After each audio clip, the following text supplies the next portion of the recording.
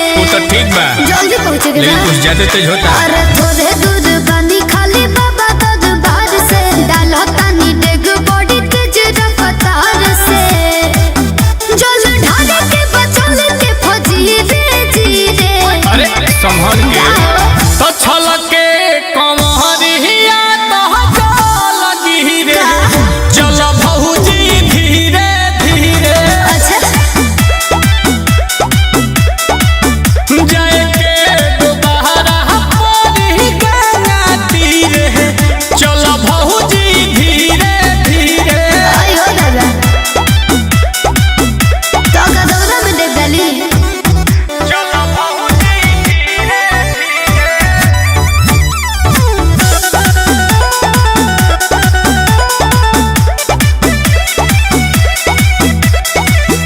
पैदल चले में अतना ऊपर नीचे होता है भैया राउर किन के दिए लोटा बॉडी छोटा है चल पहले बिहान हो जाए कि जलवा गिर जाइए निये तो का करबू कि गहना में गइली दूर तो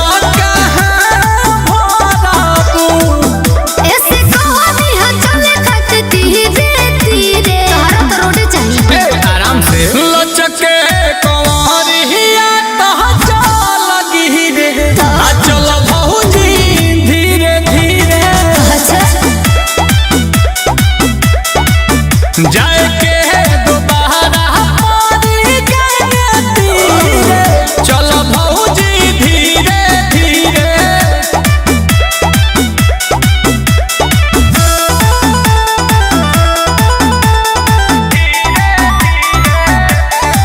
म्यूजिक बाय आर्या शर्मा। अरे बहानी उघारे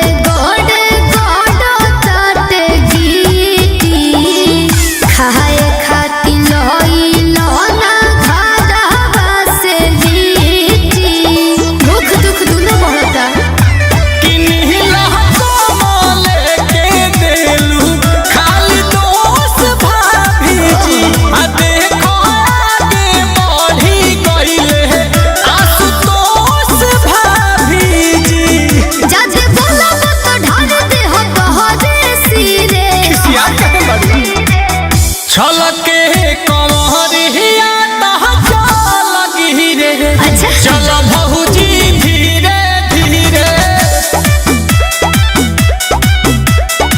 कि जाए के दोबारा पानी के तीरे चल भौजी धीरे धीरे।